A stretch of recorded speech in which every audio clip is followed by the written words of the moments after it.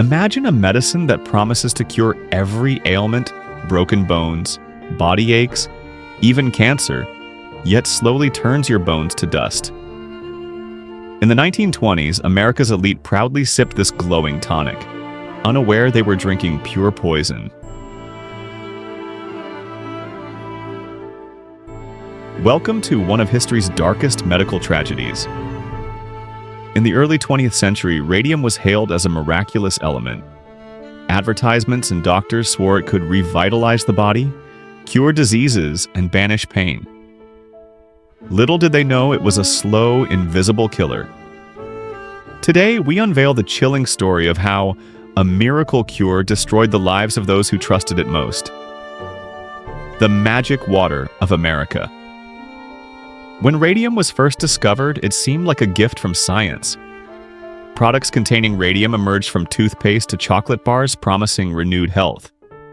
One of the most famous radium tonics was Radithor, marketed as triple distilled radioactive water that could do everything from boost energy to treat chronic fatigue. People believed it was the secret to longevity. Eben Byers' tragic story. Eben Byers was a well-known industrialist and champion golfer. In 1927, a train accident injured his shoulder. Seeking swift recovery, a doctor advised him to try Radithor. Initially, Byers felt reinvigorated and began consuming the tonic daily, eventually drinking around 1,400 bottles. He insisted his friends, girlfriends, and even racehorses try it too. For a while, Byers believed he had found the ultimate health elixir. But by 1930, he started experiencing excruciating pain in his head and bones. His teeth fell out, his jawbones softened, and his skull developed holes. Doctors discovered radium had lodged in his bones, effectively melting them from within. Byers died in March 1932, a once robust athlete reduced to a frail shadow with disintegrating bones. The Shining Girls. Another horror story. While Eben Byers' tragic end played out among the wealthy, an equally horrific fate befell ordinary factory workers known as the Radium Girls.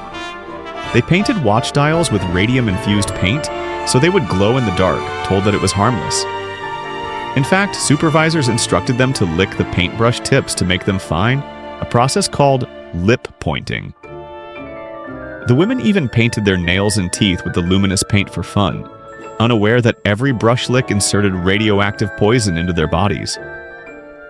Over time, they developed rotting jaws, severe pain, and weakened bones.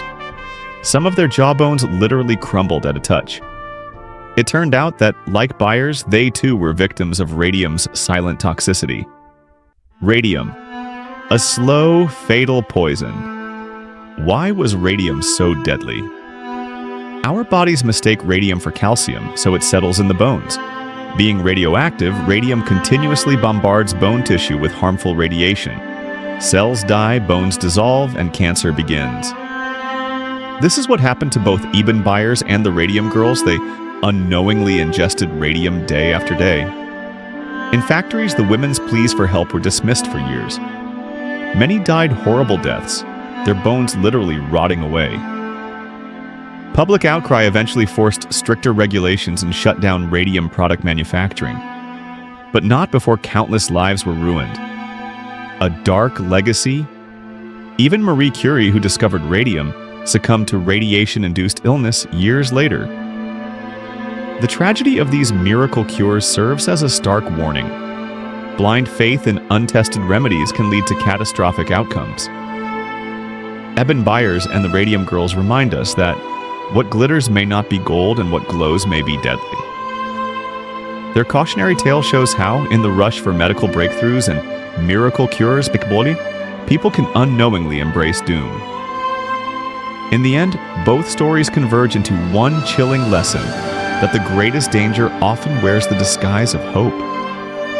Thank you for watching.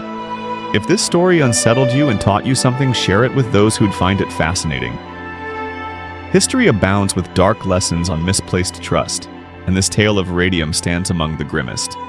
Until next time, stay curious and remember, not every bright idea is truly safe.